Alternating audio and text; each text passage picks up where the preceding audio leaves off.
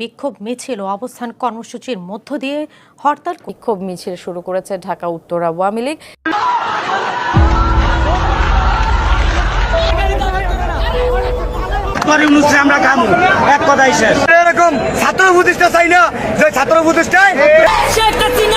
প্রধান উপদেষ্টা ডক্টর ইউনূস বলেন, শেখ হাসিনাকে দেশে এনে তার বিচার নিশ্চিত করা হবে।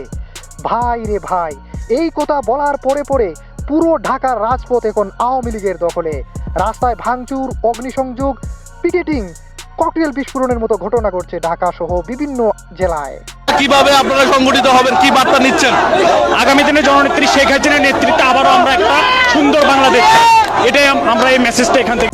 ডক্টর মোহাম্মদ ইউনূস বলেন, শেখ হাসিনার মতো ফ্যাসিস্ট এবং গণহত্যাকারীকে যদি বিচারের আওতায় না আনা হয় তাহলে এ জাতি কখনো ক্ষমা করবে না।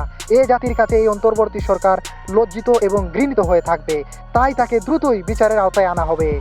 5ই আগস্টের পর নেতিয়ে পড়া আওয়ামী লীগ যখন তারা ছোট ছোট ঝটিকা মিছিল করত, কিন্তু ডক্টর মোহাম্মদ ইউনূসের শেখ হাসিনা প্রসঙ্গে এমন বক্তব্যে খেপেছে আওয়ামী লীগ, ছাত্রলীগ, যুবলীগ সহ বিভিন্ন অঙ্গ সংগঠন।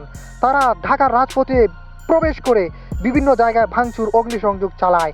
এমন একটা অবস্থা তারা তৈরি করেছে, মনে হচ্ছে যেন বাংলাদেশের উপর দিয়ে একটা মিনি ভূমিকম্প চলছে। শেখ হাসিনাকে কতটুকু ভালোবাসে তার আওয়ামী লীগ এবং এই দলের মধ্যে শেখ হাসিনার জনপ্রিয়তা কতটুকু তা আজকের এই আন্দোলন দেখলেই বোঝা যায়। শেখ হাসিনার জন্য তাদের জীবন দিতেও প্রস্তুত রয়েছে আওয়ামী লীগের কর্মী সমর্থকরা। তারা সবকিছু মেনে নিতে পারবেন, কিন্তু শেখ হাসিনার এমন অপমান মেনে নিতে পারছে না আওয়ামী লীগের অঙ্গ সংগঠন এবং নেতাকর্মীরা। প্রশাসন এখন নিশ্চুপ রয়েছে, নীরব ভূমিকা পালন করছে। ডক্টর ইউনূস শেখ হাসিনার বিচার করার কথা বলে যেন একেবারে বিপদেই পড়ে গেলেন। আওয়ামী লীগ এবং ছাত্রলীগের এমন তাণ্ডব লীলা দেখে যেন নিশ্চুপ হয়ে গেছেন ডক্টর মোহাম্মদ ইউনূস। তিনি এখন কি করবেন যেন কোনো কিছুই বুঝতে পারছেন না। তাহলে কি শেখ হাসিনার বিচার করা ডক্টর ইউনূসের অন্তর্বর্তী সরকারের পক্ষে সম্ভব না? দর্শক, এই ব্যাপারে আপনার মতামত আশা করছি।